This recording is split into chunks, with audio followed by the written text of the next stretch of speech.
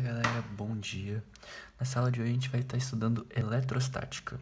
E o que é eletrostática? Eletrostática nada mais nada menos do que é o estudo dos fenômenos dos portadores de carga elétrica em repouso. Ou seja, a gente vai estar estudando cargas elétricas em repouso e tudo que estiver relacionado com isso.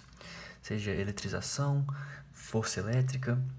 Mais especificamente nessa aula a gente vai estar vendo alguns processos de eletrização e a famosa lei de Coulomb. E depois fazer alguns exemplinhos rapidinho, né? Seguindo então, a gente tem 3 meios de eletrização. Eletrização por atrito, eletrização por contato e eletrização por indução. A eletrização por atrito é aquela famosa quando a gente pegava a caneta, esfregava no cabelo e depois via aproximar o papelzinho com a caneta.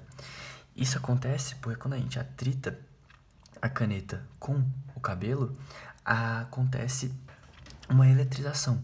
E aí vai ter objetos que vão ter maior tendência de ter cargas a perder elétrons e outros vão ter a manter os seus elétrons. Aí um vai ficar com carga positiva, outro vai ficar com carga negativa, porque um vai ceder e o outro vai ficar...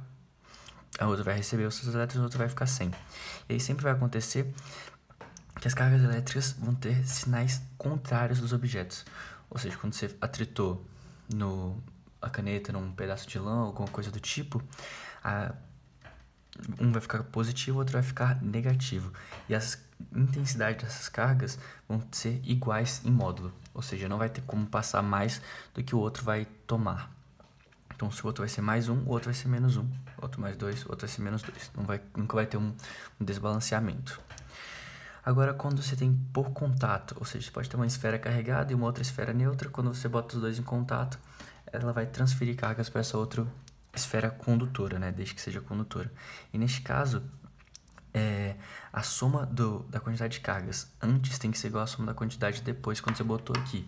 Ou seja, quando você aproximar, não vai criar cargas, apenas vai transferir para as outras. E se as duas esferas condutoras forem idênticas, elas vão ter a mesma distribuição de carga.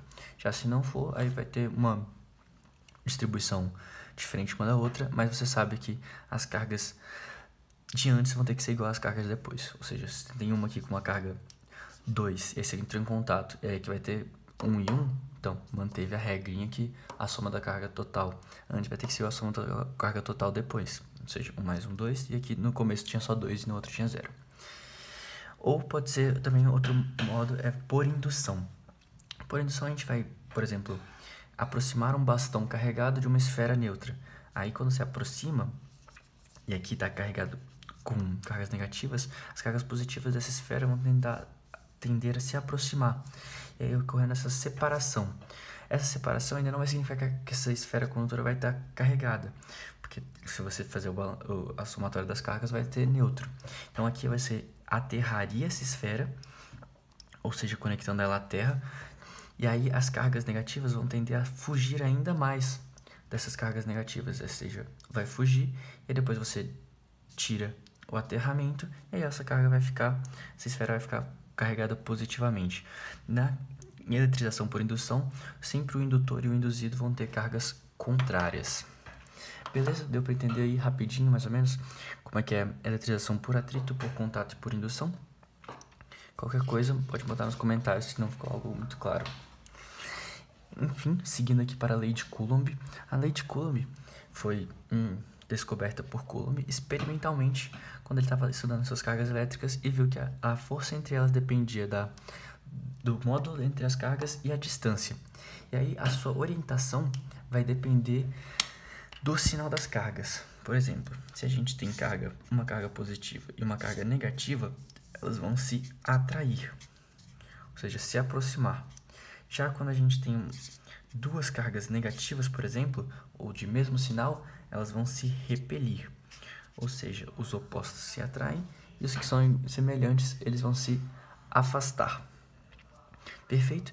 E aqui, então, ele descobriu que essa força ela vai depender de uma constante K, o módulo da carga 1, o módulo da carga 2, dividido pela distância ao quadrado. E esse Kzinho, que é uma constante, no vácuo é dado por 9 vezes 10 a nona, aproximadamente. E no ar ele é aproximadamente a mesma coisa do vácuo. Importante a gente decorar essa constante aí. Perfeito? Vamos então aqui para um exemplo. Esses nossos dois exemplos a gente vai estar considerando que as cargas estão no vácuo. Então, ele deu a carga 1, carga 2 e a distância, ele quer encontrar a força. A força, então, a gente sabe que é K, Q1, Q2 sobre D ao quadrado. Como aqui, ó, a gente já sabe que uma é negativa e outra é positiva, vai ser uma força de atração. Então, aqui tá Q1 e aqui tá Q2. Então, a gente sabe que a força vai estar nesse sentido, ou seja, vai estar atraindo. Então, a intensidade da força vai ser 9 vezes 10 a nona, que é o K que a gente sabe. Q1, ele é um módulo que a gente usa na forma. Então, vezes 2 picocoulomb, microcoulomb, desculpa. É muito importante a gente estar atento a essas unidades, porque quando a gente vai usando com carga, o coulomb é uma unidade muito alta. Então, na maioria dos exemplos, a gente vai estar sempre usando as unidades menores, ou seja, microcoulomb, nanocoulomb. Então, vai ser sempre nesse sentido, né? A carga 2, 8 vezes 10 a menos 6, dividido pela, aqui, 4 vezes 10 a menos 2 para metro, então ao quadrado. Então, 4 vezes 10 a menos 2 ao quadrado. Perfeito? Então, isso aqui vai dar menos 12 com 9 vai dar menos 3. Então, fica 9 vezes 16 vezes 10 a menos 3. Perfeito? Menos 6 com menos 6, menos 12, mais 9, menos 3. E aqui vai dar 16 vezes 10 a menos 4. 4 vezes 16 vezes 16. Esse menos 4 passa lá somando, ou seja, 90 newtons. E aí, se ele quiser saber a direção vai ser elas se aproximando. Perfeito? Então, encontramos aqui a força, que é em newtons. Facinho, só substituir na fórmula. Beleza? Agora vamos ver um exemplo. Mesma coisa, só que agora ele está te dando 3 cargas. E ele quer saber a força resultante na carga de número 3. Então vamos analisar aqui a carga 1 com a carga 3. Carga 1 com a carga 3, as duas são positivas. Se elas são positivas, elas vão estar se repelindo. Ou seja, a carga 1 vai estar apontando para cá, e a carga 3 vai estar apontando para cá. Então essa é a força de 1 para 3, fugindo. E a carga 3 para a carga 2, uma é positiva e outra é negativa. Então elas vão estar se aproximando. Ou seja, isso aqui vai estar para cá e esse aqui vai estar para cá.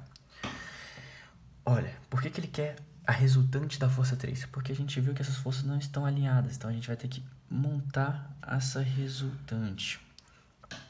Essa aqui vai ser a força resultante. Perfeito? Então, mas para isso, vamos encontrar a primeira força. Agora que sabemos que precisamos encontrar a força resultante, vamos encontrar as partes dela, a força 1 e a força 2. A força 1, basta relacionar a carga 1 com a carga 3. Vai ser então igual a constante, 9 vezes 10 a nona, vezes o valor da carga 1, 12 microcoulomb, vezes a carga 3, 1 vezes 10 a menos 6. Dividido pela distância, aqui eu já botei ao quadrado, 3 vezes 10 a menos 2, então fica 9 vezes 10 a menos 4.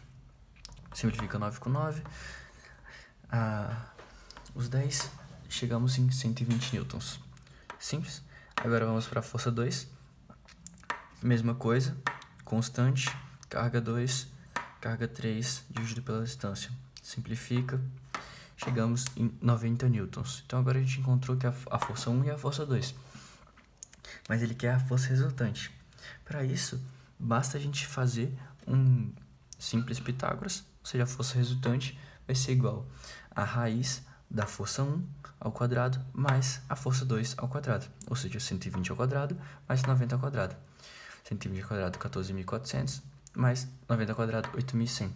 Raiz de 22.500 é igual a 150, ou seja, a força resultante é 150 newtons.